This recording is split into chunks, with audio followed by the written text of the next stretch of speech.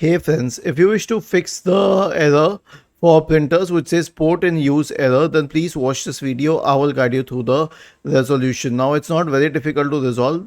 Basically, you have to restart the printer.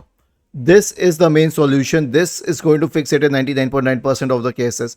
So properly switch off the printer once all the papers are printed or they are out, and wait for a few seconds, 6 7 seconds or 8 9 seconds, and then restart it, then start it again, then wait for about 2 minutes till the printer ink has been set and all. After that, if it still doesn't work, then it can be an issue with the driver. So search for device manager in the Windows search bar and go to device manager. Now expand the list of printer drivers, right click on it and select update driver.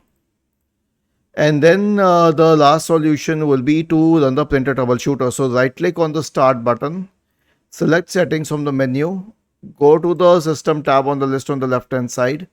In the right pane, select troubleshoot, other troubleshooters, and click on run corresponding to the printer troubleshooter.